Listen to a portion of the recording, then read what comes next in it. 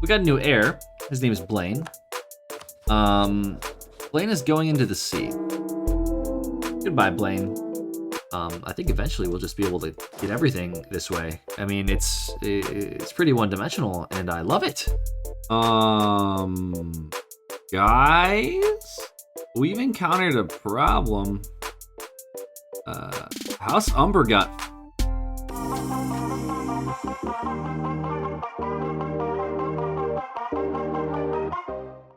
Alright, well, we actually have enough dip finally to get this, which is actually probably one of the stronger abilities in the entire influence group in this mod. I know this is different from base game EU4, at least it is if I have played recently. Vassalization acceptance plus 10 additionally to the aggressive expansion impact minus 20. So let's take that, and then let's go ahead and take a look at offer vassalization. And look, we have one that would accept. So let's ally that guy up and improve with him until we can get him as a vassal. And just like that, we have a new vassal, diplomatically acquired vassal right over here. Hopefully we can get these guys as a vassal as well. It did say that they were close when I did check. Yeah, minus 21. So if we can just get a little bit better economy, we can easily vassalize these guys. Speaking of a better economy, we actually unlocked the building a treasury mission by having 2,000 ducats in the bank, and that'll give us yearly inflation reduction plus 0.05 till the end of the game, and that is actually really strong because our gold mine means we have really high inflation, so getting that down is going to be key. This is interesting. So this is an event. We just got called into a war and this happened. This is an event that happens if you have a vassal or a personal union while having the influence ideas, I do believe. But anyways, you could inherit your vassal for free just randomly. So we got this vassal, and now they're our territory. So that's really broken. If we can get a big PU and have an event like that fire, oh, that's just money right there. So let's hope that we can keep doing that so we can save our Diplo points for other things like deving production. And just like that, we have another vassal. So I'll take the slot of the one that we had lost before, and that's 10 extra units that we can take advantage of. Brax is very close. Actually, you know what? Here's a thought. I hire the free company here. Very possible that we can get them to go over that threshold. There it is. They're over the threshold. All right. Let's do it. Let's get 2 more vassals. We get another 2 province vassal that we would have gone to war with and taken all that AE. So this is actually really strong. And we have loyal subjects. So Diplo annexation cost minus 5% for the end of the game. Huge modifiers. Absolutely huge. All right, looks like we've finished our influence ideas pretty quickly, actually. The unjustified demands and the vassal force limit contribution are going to make us pretty strong. Currently, we're at 59 force limit, so clicking this button should theoretically push us quite a bit up, 3 force limit up from our vassals. So that's actually really nice. And now we can finally get a little bit of policy. So income from vassals is a double-edged sword because your vassals are going to be a little bit weaker because you're siphoning more income from them. So that's the double-edged sword of that. Might as well take it because it is free amounts of money that I can use to build stuff. And if I'm going to build stuff, I might as well build some stuff in my vassals as well. But they are actually full on building slots, so we just need right now this siege to finish so that these guys can take this province, so that these guys can leave a war, so that we can give them a vassalization, and then we'll be pretty set over here. All right, we just got actually a really, really, really strong event. It's called the Exotic Maesters event. So basically, we get to advance a technology level for free, and since we are so close to our military tech here, we're going to hit a huge power spike. So we're going to take our military tech here, even though it's ahead of time by a few years. What is it, 2? Yeah, 2 years, not a big deal. Simply because we can click this. That'll jump us up to level 10 military. So we are ahead of time 22 years on Miltech. So we're going to steamroll everybody. It's absolutely a broken event if you can pull that off. Oh, I just can't wait till we start integrating all our vassals and just swoop across all of this. There's so many small houses that would just give us vassalization for free. This is just going to be the biggest vassal game I've ever played. Oh my god, finally. These AI wars never end. Oh my goodness. But we actually were able to secure pretty decent amount of vassals here. We have 1, 2, 3, and we have 4 here. These are tributaries. And we're working on making Canada a vassal. They have a reconquest over these 2 provinces, which I fully intend to feed back to them. So hopefully we can get a pretty large vassal here on the northern coast. Additionally, Farron here, they finally took this province back. They might become close too as well for vassalization, which would be pretty fantastic. You know, I did say that it could be great to get the Tyrells as a PU, but unfortunately they've been up a bit more than they can chew, and I feel like I don't want to fight this coalition war for them. So we're going to decline that.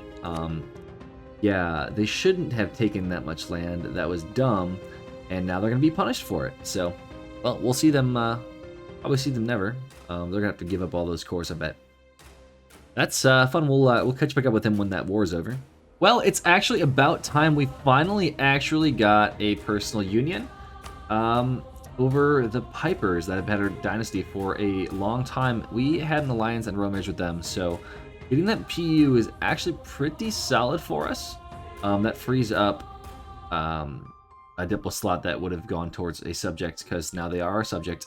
And if we can just get the Tyrell royal marriage to end, then hopefully we can free up another slot for another vassal.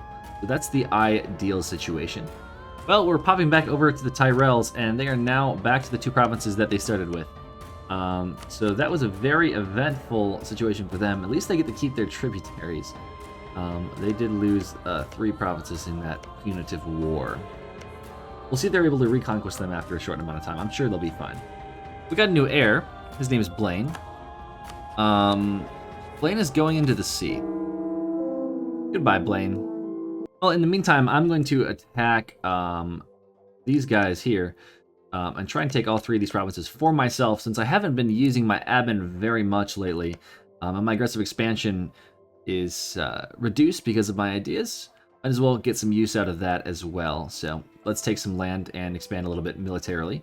These provinces back, plus 10 ducats from the pirates. Nice, nice, nice. All right, we're actually able to piece these guys out now, finally. For these 2 provinces, the coalition is not a thing. If we take this, it gets a little bit bigger. I'd rather now deal with another coalition, so let's just take these 2. There won't be too much admin to core up. We're almost at the cap, actually.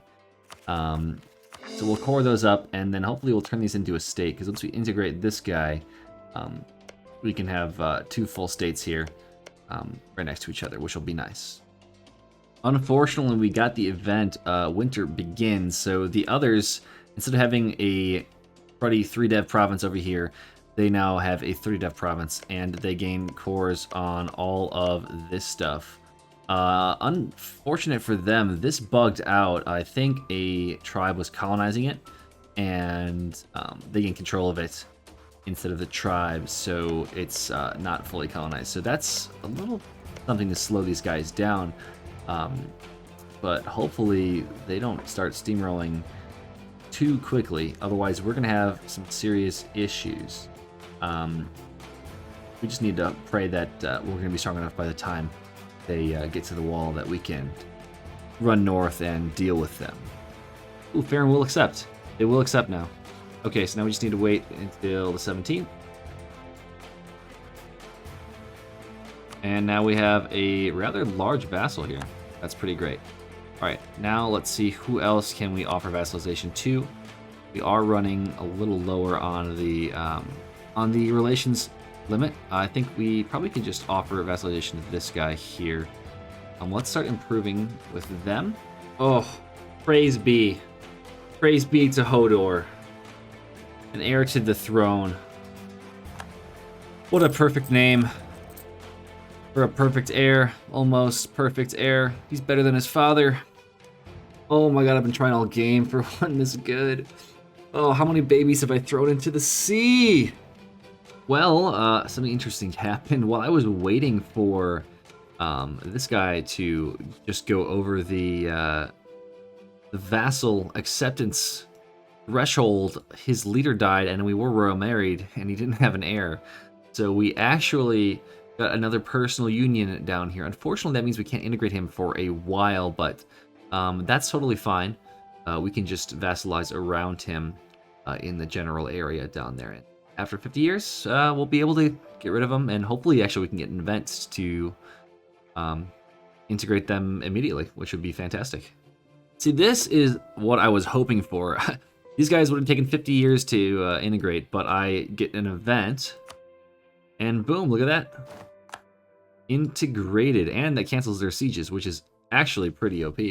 Also, we get sailor bonuses till the end of the game from that mission.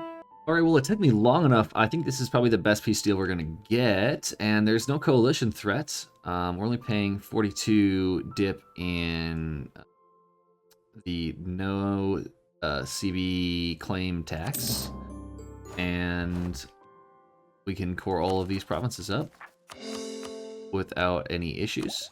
And then we should be still on time to get this tech in 1 year and get our next idea group. All right, we have gotten to tech level 12. We can choose our next idea group. We're gonna go for subjugation, round out the trio, one of each type. Once we get the provincial war score cost, I mean, we're double dipping. We got 20% here, and we got 25% here. That's going to be, you know, a pretty substantial war score cost reduction. Not to mention that once we get some more absolutism, we're going to further decrease that. You know, more absolutism. Let's take another click here. We need to continue to click this more often as we grow, and not forget about it. So we've made a few more states and finished up establishing tributaries over a lot of our bordering nations that we couldn't just get to become our vassals. So we actually got the Conquer New States mission completed. So state maintenance is down by 10%, which is actually going to be pretty solid. And that immediately unlocks the assemble an army mission for us, because we have such a high amount of regiments. So we can also get the manpower recovery speed and armor tradition up. And we only have one mission left, which is unite the home region, which means that we just need a few more provinces, and then we can get this mission, which gives us a bunch of mana and then also monthly autonomy change until the end of the game, which is pretty decent. All right, well, we finished integrating this province right here, so we can actually unlock the Empire rank. So that gives us a few more states, I guess. I don't know why that came back up. Might as well statify this. This is a lot of farmlands as well. Once we get these two provinces, I suppose. And then that will hopefully push over this guy to offering vassals. Oh, and the distance in government ranks bumped us over the edge anyway. So let's go back to improving with these guys. And then hopefully we can get the vassalization for free. These guys are still at war. Well, it has been a long time since I've been trying to get these guys as a vassal, and they finally will accept. That frees up a lot of wasted effort that I can use to try and vassalize some more neighboring nations. These guys likely would become a vassal if we didn't own some of their cores. So I think the best thing to do would probably be to attack these guys as soon as possible. They not like me? Will they feud from a vassal? Perfect. We'll just give it to them. It's just amazing how quickly I can get these nations to get 190 favor of me. I mean, the improved relations modifiers must be absolutely just bonkers. I mean, we have some here which we haven't even unlocked yet. But I mean, shoot. Like right away we're able to get this guy here, which is almost 100 dev. They're 91 dev guy. And 100 dev is the cap at which you can peacefully vassalize somebody. So I can just offer this guy vassalization, and he'll accept it, and that's literally a free 100 dev. So strong. He's got 21 troops. Absolutely bonkers. So the others are doing fairly well up here. I'm a little bit nervous that they're gonna start steamrolling. But hopefully we'll be able to handle them. We're gonna have more troops than they are, so long as the north doesn't fall apart immediately. So here's hoping that we can stretch this way faster than they can stretch towards us. Again, another almost 100 dev country. We canceled their tributary status on them, which gave them a minus 43 penalty to us, and we're still able to get to over 190 to get almost 100 free dev. So that's just... I mean, we have, what, 1, 2, 3 vassals down here. We're getting close to King's Landing just by doing the vassal spread. I think eventually we'll just be able to get everything this way. I mean, it's pretty one-dimensional, and I love it. I think it's time we do a little bit more wars. We have so much AE reduction, we might as well just use it, you know? The vassals are going to do the work for us. I mean, look at this swarm. Do we even need to bother? Belmore up there, I mean, maybe we could send somebody up there. Always thought this lady looked like Olenna. That's what I'm gonna imagine when I click on it. Wait, look at this. Our vassal income is 56. That's the highest source of income that we have. It's higher than gold. Oh my goodness. That's crazy. Of course, that probably also means tributaries as well. But holy hell. Ooh, this is a big click right now. Huge click. Leaders of upkeep, yes, that's also really good. But also, vassalization acceptance +5. And we get the improved relations +20%. Once we get this, though, the force limit contribution, woof! We're like, let's take a look at how many vassals we can get. I mean... Is this not OP? Is this not the most OP thing ever? Oh. Man, it feels good to play a vassal game like this. Feels pretty good. Alright, I'm tired of these damn pirates raiding my coast. We're gonna fight them. Alright, I only really wanted this one province here to complete my... I think it's its own state, but to complete the region. So I think this is a peace deal that I will take. I do get this province as well, so we could double core all those up. And we get a pretty neat flavor event as well. So let me put these guys back on the mainland, and then I'll go over that. And we'll vassalize this guy for good measure. That stops this guy from having a tributary state and allows us probably to vassalize him. Oh, but they went over the 100 dev mark because I fed them this province. Ooh, never mind. Anyways, now that we have this island here, we get to enact an event, form the Kingdom of the Rock. So everything in the Westerlands region is owned by House Lannister is the condition that needs to be met. So if you go over to regions, we see the Westerlands includes this isle here, and we have all of this controlled by us or our subjects. So we can take this decision, gain 6 stab, 200 prestige, and new traditions and ambitions, and change the name of Lannisters to Kingdom of the Rock, which might as well do it. It's a little bit wonky, but we now are the Kingdom of the Rock, and the traditions and ambitions don't actually change as far as I can tell here. I think that's just there as part of the base code, but it is a neat little flavor, and we are the Kingdom of the Rock now. Wow, so we finished integrating the Miat subject right here with these 3 provinces, and this event's giving us 4k ducats and 5% production efficiency for the end of the game. And that also unlocks this, which gives us years of separatism until the end of the game, -5. That is insane. Maybe we'll be able to use our prestige, but I mean, are we gonna duplicate rulers a little bit? I mean, what? That's some pretty broken modifiers right there. Yeah, speaking of dev cost reduction, we got another mission. This gives us local dev cost in our home trade node -5%. So even if we want to move this around, if the Westerlands get too dev'd up, we can just change our trade node to something like the Reach and start deving up these farmlands instead. So also pretty broken modifiers there, not gonna lie. All right, well, thanks to that mission I got earlier, I finally have enough money to construct a grand project. These are some buildings that give you unique bonuses once they're constructed, and I believe you can only have one of them no matter what. So we're gonna construct one in our capital, and I think we're gonna go for the tourney grounds for that improved relations bonus. The diplo rep is nice, but ours is already so high, it's not really gonna matter too much. Just with the annexation speed a tiny bit. But improved relations is gonna really help us with how fast we can get these vassals to 190. So let's go and do that. And that'll be constructed by 2/19 February. Okay, not bad. All right, boys, we're looking pretty thick right now. We're #1 great power, and I looked and I saw this.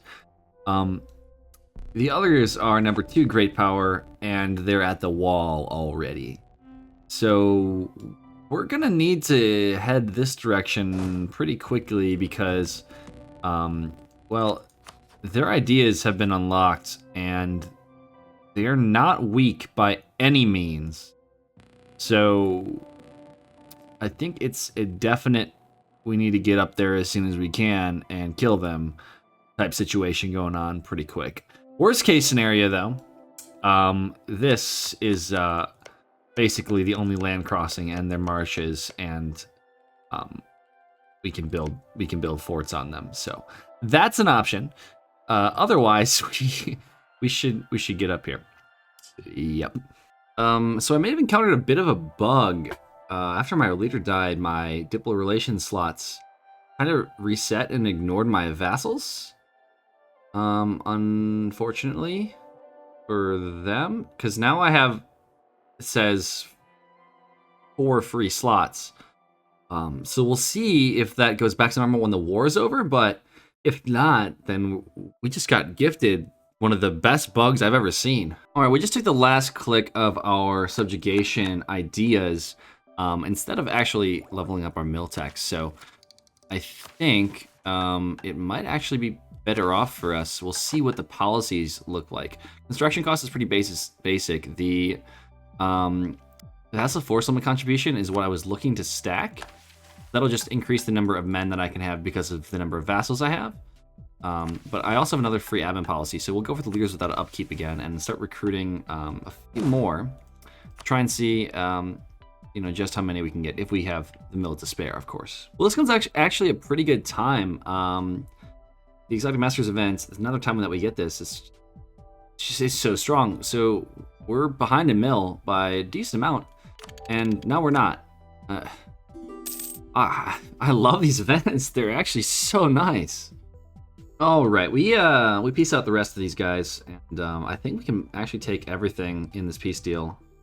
I'm not worried about a coalition. My improved relations is so strong that be able to make everybody love me. So we'll give that a go. The war's over. We still, well, it will be over. Let's see if our vassal count goes up.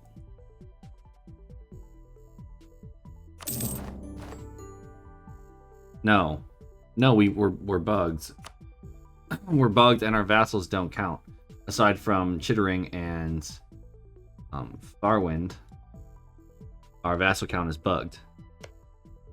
So that is really good. Let's get more vassals very fast. Let's get them now. Let's get them ASAP. Holy cow. Well, thanks to this interesting bug, we have a lot of vassals, but we can't see our buildings. My bet is that once we reload the game, we're going to be well over our relations limit. So we're going to try and integrate as many of these and then try and do a little restart. So, well, it took long enough for me to integrate these guys via events. Feels pretty good. Guys, we've encountered a problem. House Umber got fucked. Well, guys, with the threat ever looming, I hope it's not too late. I think it's about time that we claim the Iron Throne for ourselves. It's a bit of a UI issue here with the CB. I believe one of these is for each of our subjects. I don't think it matters which one we will click here.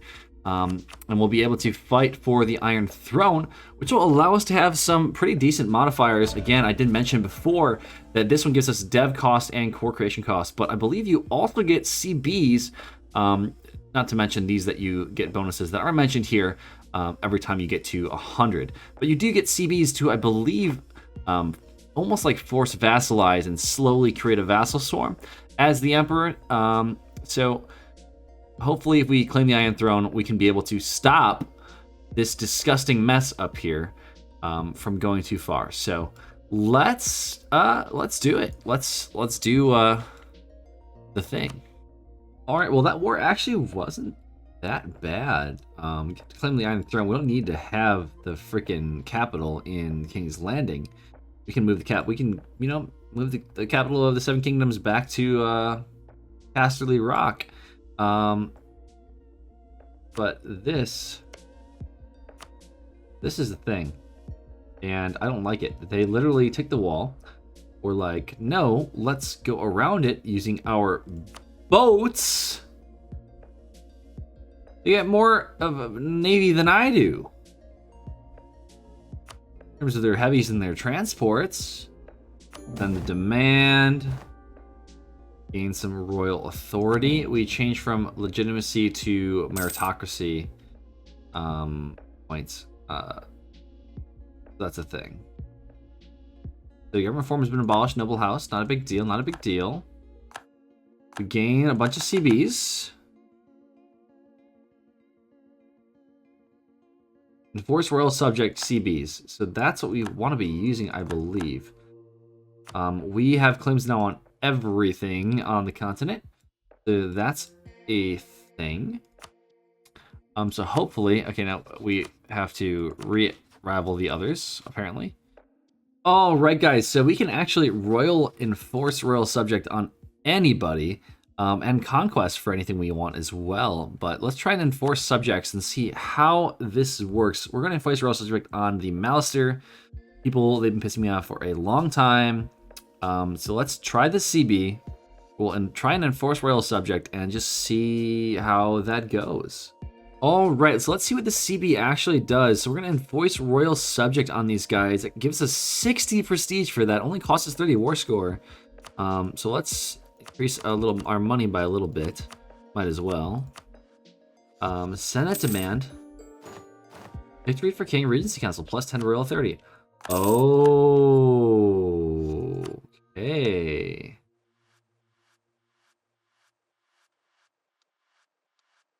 They become our royal subject, and their liberty desire is currently at only 0. It's impacted by royal subjects, minus 20. From their own dev, plus 12. Diplo rep, minus 28.5. That's what a Diplo rep's doing? Holy cow. The relative power is actually impacting that by a little bit. So regular vassals don't get that bonus from royal subjects. So I think they might function as a vassal. Let's declare war on somebody else to see if that is the case. Because if we can enforce royal subject on everybody, and I mean everybody, we can deal with these guys. No sweat at all. All right, boys, so I took a look at the army quality comparison of us and the White Walkers, and it seems there is no way in hell that we'll be able to beat them without spending a decade trying to do so with the state of the land currently. 144% discipline, and they're up by a whole morale point. And if you look at their ideas over here, they take 50% reduced damage, basically. There's no way we're gonna be able to fight them at the state of things currently. And I also found another thing out. One other thing that I found out.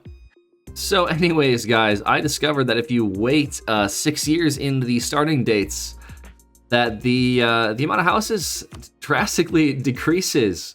This would make it extremely more easy to deal with the others, as you're going to be constantly fighting with the other main houses in the realm. instead of just fighting off individual small-time houses. I think we did a pretty good job of consolidating our region. Unfortunately, the AI didn't do the same thing in their respective regions, and by the time the White Walkers got down through the north, there was nothing really to stop them, and I probably couldn't have stopped them either with the amount of crazy modifiers that they get. So if we're actually able to consolidate the entirety of Westeros before these guys reach the wall, we might be able to do something about that. So I think that's going to call it for my exploration of this mod at that start date. If you guys like this mod and this style of content, let me know in the comments down below. I'm going to be trying to play maybe 1 or 2 playthroughs at the 106 year start date, and hopefully that can lead me to some interesting content for you guys. Of course, if you want to see some other start dates, let me know. If you know the mod creators are watching the video, let me know if there's any interesting events that I might not know about, any of these specific start dates that can lead to some interesting content. Hopefully, you guys can enjoy this stuff, and I will be able to post some more before the next update for EU4. That is coming out this month, and I'm really excited for that. If you guys have seen my previous video, know I'm actually pretty busy at the moment, but hopefully I can get some more content for you guys before then. And if you guys like this, again, please like and subscribe down below. And with that being said, thanks again, guys, and I will catch you next time.